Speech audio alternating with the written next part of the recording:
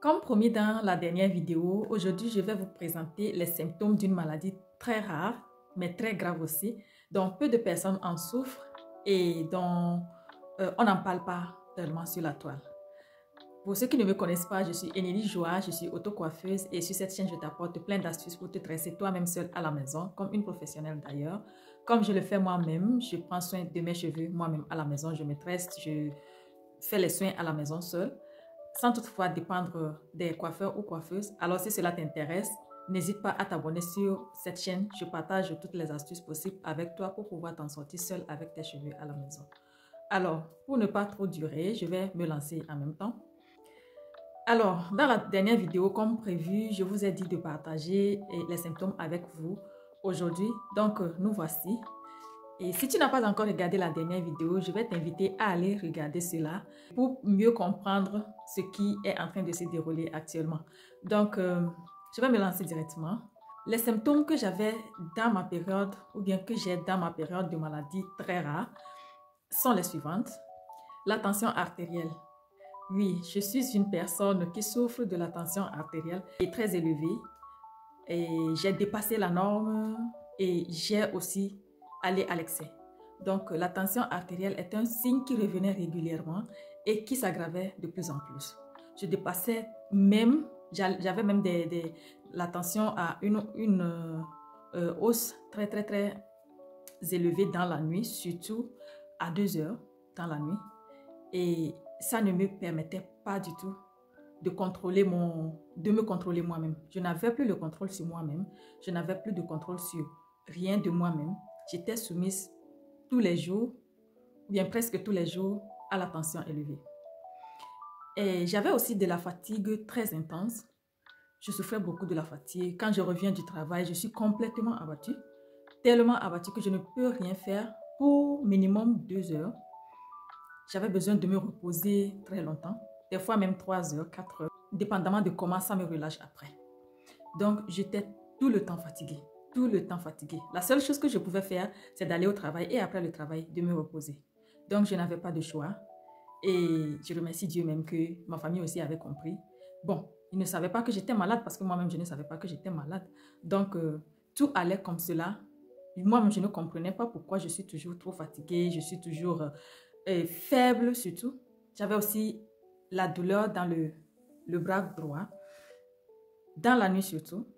J'étais vraiment proche de l'accident vasculaire. Bon, je vais parler des thèmes médicaux parce que moi-même, je suis dans le domaine médical, donc je comprends de quoi il s'agit et j'en parle aussi.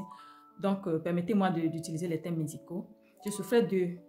J'avais les maux de bras tellement intenses et quand cela m'attaque dans la nuit surtout, je suis obligée de me réveiller, peu importe l'heure, surtout à 2 heures, je suis obligée de me réveiller et prendre soin de moi-même, d'accord? Prendre un peu de temps pour moi avant de retourner au lit. Donc ça n'allait pas du tout.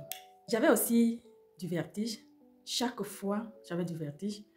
Surtout quand je suis en train de travailler, quand je pars au travail, j'avais des vertiges subites que des fois même je me sens tellement très faible. Je ne comprenais pas parce que, voilà, ce n'était pas dans mes habitudes d'avoir des vertiges. Donc, cela revenait aussi régulièrement, ce qui était un déclic pour moi que j'étais vraiment malade.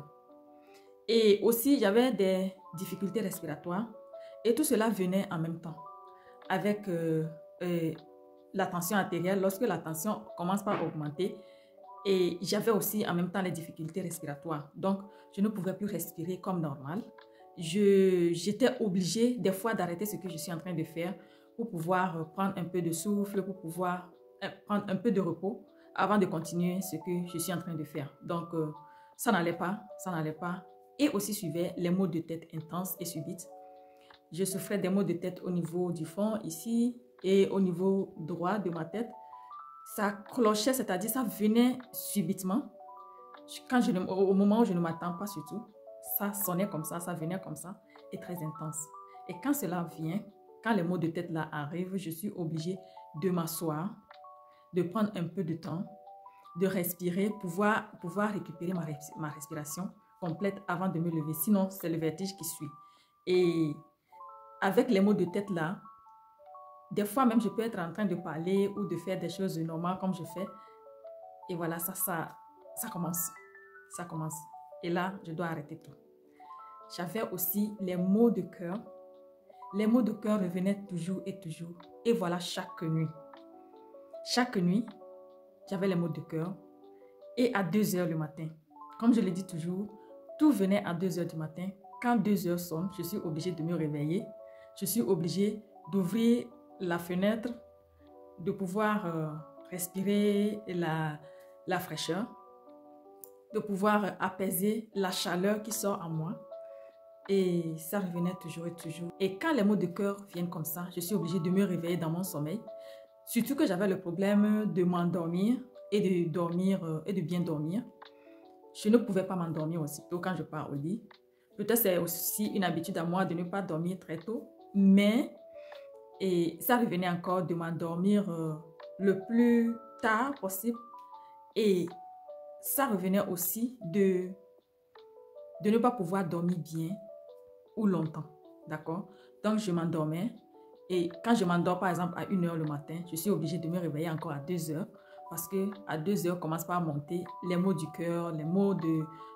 Et quand les maux du cœur commencent comme ça, il y a le problème respiratoire, il y a la chaleur qui augmente et c'était tellement inconfortable que je suis obligée de me réveiller, même avec la douleur. Des fois même c'est la douleur du cœur là même qui me réveille comme ça et je ne pouvais plus m'endormir. Parce que d'abord, j'ai le problème de m'endormir et le problème de dormir suffisamment. Donc, quand ça commence comme ça, j'étais obligée de me réveiller et d'ouvrir les fenêtres, de respirer l'air fraîche et de faire un peu de pas, un peu de marcher un peu pour pouvoir retrouver la norme pour pouvoir aller pour pouvoir m'endormir après. D'accord? Donc, tout allait, tout s'accumulait, ce qui a fait que je suis obligée de partir voir mon médecin. Quand j'ai appelé mon médecin, même je ne lui avais pas tout dit en même temps, parce que je me disais, j'étais un peu réticente, je me disais que si je lui dis tout, il allait, voilà, donc, et je ne voulais pas tout raconter. Mais j'étais obligée de passer chez lui et dans son cabinet et qu'on puisse continuer ou bien qu'on puisse commencer les traitements. Je m'arrête ici aujourd'hui et je te souhaite bonne journée. Dans des prochaines vidéos, je vais te parler ou bien je vais vous parler de comment les traitements ont commencé. Jusque-là, je n'ai pas encore mentionné la maladie dont je souffre parce que c'est les symptômes qui venaient d'abord avant que je ne découvre de quoi je souffrais. Donc, ce sont des signes que j'avais qui me disaient que je n'allais pas bien. Alors, porte-toi bien, reste connecté à la prochaine vidéo. Bonne journée. Bye bye.